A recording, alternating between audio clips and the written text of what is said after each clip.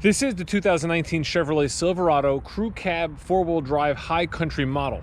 But this one's a little special because this one has the 6.2 liter engine in it. And the 6.2 liter puts out 420 horsepower, 460 foot-pounds of torque. It has dynamic fuel management, which can basically change how the engine operates in 17 different patterns between 2 and 8 cylinders to basically maximize power and efficiency. And it's linked up with the smoothest shifting transmission I've ever felt in my life. It is a 10-speed. You also have sort of what's like a ram air or a cold air intake here. You can see you have rubber weather stripping here, which is going to seal nice to the hood when the hood's closed. Air can get pulled in from the front grille, come up through here, get transferred down into your air box, which is right here, and then into the engine. And then finally up front here, you have what's called active shutters. Now they've been using these for a little while, and it might be a little tough to see, but inside the grille here, see there's a little black, what looks like blinds. I'm moving it right now. Those are like blinds like you'd have on a window, and they could open and close. So when you get to higher speeds, you're not gonna need as much cooling for the engine, so those will close, and it'll be better aerodynamics. At lower speeds, when you need more cooling, they open up. This way you have more airflow. Now this model is the crew cab with the short box, and because it's a High Country, it has our power tailgate, 2 pushes of the remote. It'll drop that gate down. There is also a button in the back that you can use, and there's also a button on the dashboard that you can use. Inside you'll see you have the spray-in bed liner, and this one was built with the optional hard folding tonneau cover. There's a couple different ways to close the tailgate. You can obviously use your buttons, whether it be the key fob or up front, or let's say your hands are full. You can just use your knee up underneath, hold for a second. The tailgate's gonna do the rest. If you're looking at a Silverado Crew Cab High Country model with the short box in 4-wheel drive, MSRP is going to start at $56,300 before destination. To that, you can add different options. So in this truck, we did add that 6.2 liter V8, which adds $2,495. It does have the tri-fold hard tonneau cover, which is $1,100. We added a sunroof, which is $995.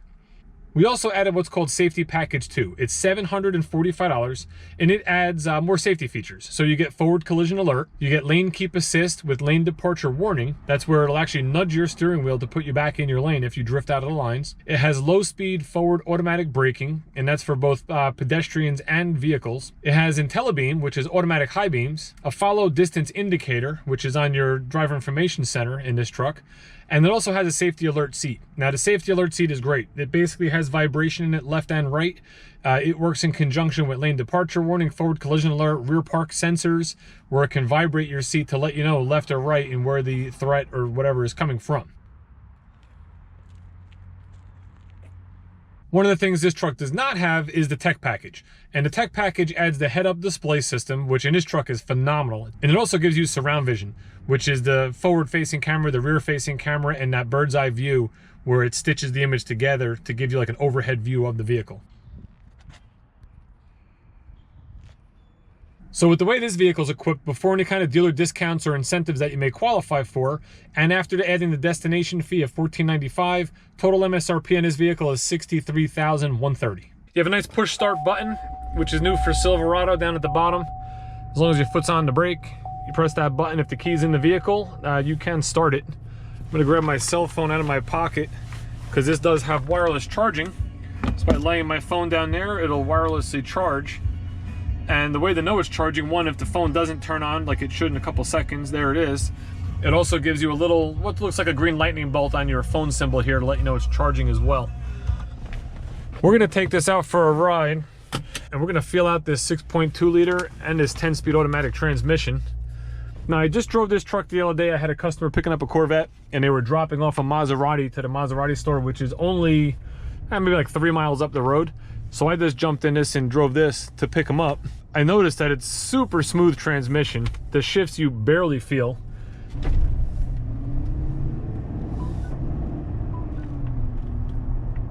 I did another video, which I'm gonna put in the end of this one as a link, with the 4-cylinder turbo, which I was very impressed with.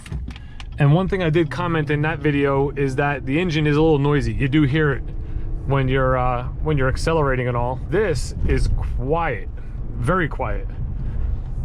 It is amazing how quiet it is and really how seamless the transmission shifts.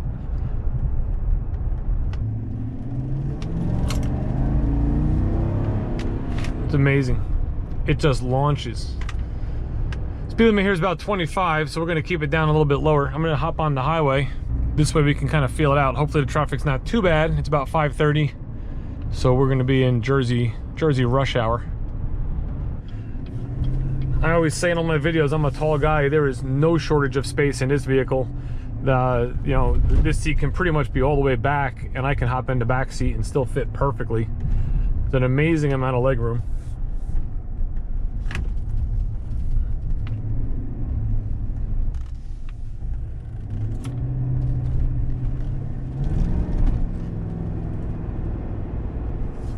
What I think would be cool is if it showed you on the driver information center here what gear you are currently in. What do you think? Good idea?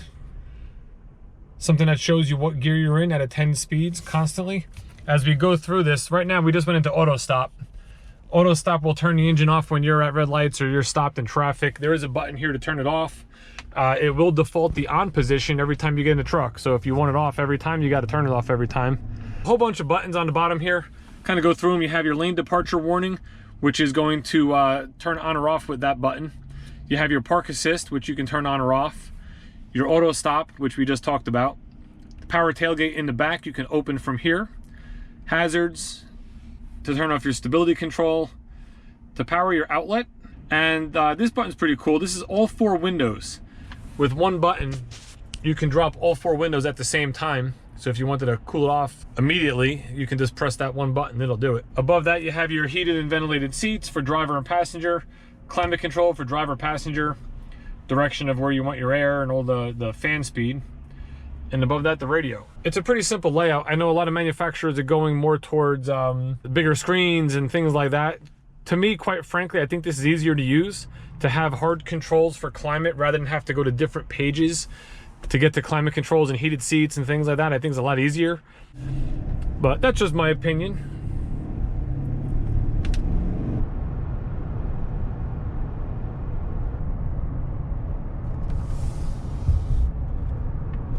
This truck really does ride quiet. I mean, it's just refined. You know, you really can't tell whether you're in a pickup truck or whether you're in a Suburban or a Tahoe. You know, they all really feel the same.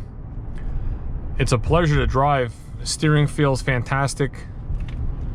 Up top here you have controls for OnStar, you know, your lights, power window in the back, and then your sunroof.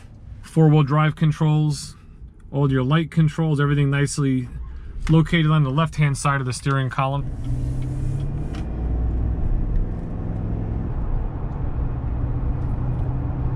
Forward collision alert is currently working. There's a little green car up on the front of the dashboard there, up on top, and what that means is the camera can see that car in front of me. So if for some reason that car was to stop short and I didn't notice it and I was approaching that vehicle at last minute, this truck can apply brake at full force to either lessen the impact or to avoid it altogether. There is another button for lane departure warning, which I just turned on. I thought I turned it on before. Now you'll see there's 2 symbols with the little with the car, one with car with lane lines. And if you leave your lane lines, it'll vibrate your seat left and right and then nudge the steering wheel to put you back in your lane. Braking feels nice in this as well. Very little effort. Feels strong. It feels typical Chevy. Sometimes people say the brakes feel like, you know, I don't know what to say, soft or spongy. It has that sort of feel. I'm just used to it. I think they feel very easy to modulate them. Of course, your touchscreen radio here is available with Apple CarPlay, Android Auto capability. We got a Wi-Fi hotspot. This one has the in-dash navigation as well. And now that we have a clear shot, we're going to do a little acceleration.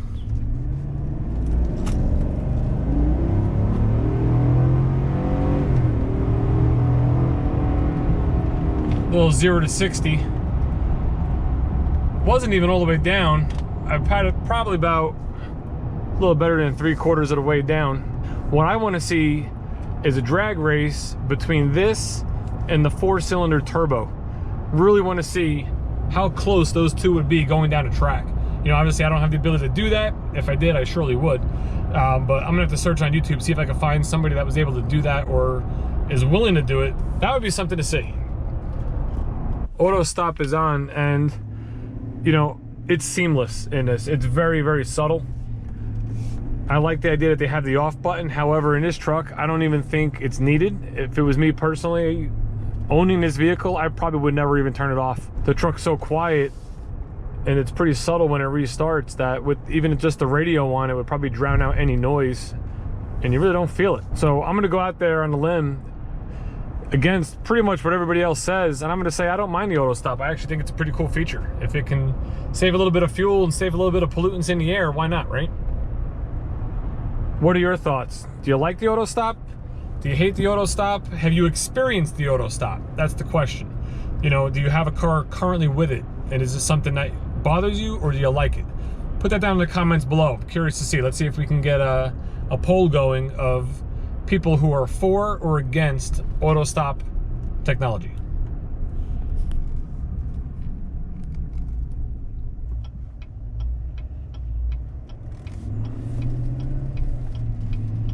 All right, last chance to feel out the power.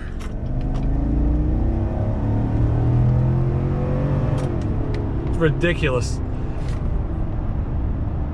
It's almost like it feels it shouldn't be a truck. You know, when you get in, and the thing is, when you're on the power like that, I just went up to 60. It wasn't crazy fast, but when you get into power, the truck just handles so well. You can drive this thing with one hand on the wheel and feel like you're more than completely in control of it, even under full power like that.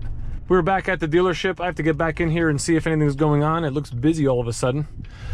So I thank you for joining me on the ride. If you have any questions, just put them in the comments below. I'll answer every single one of them.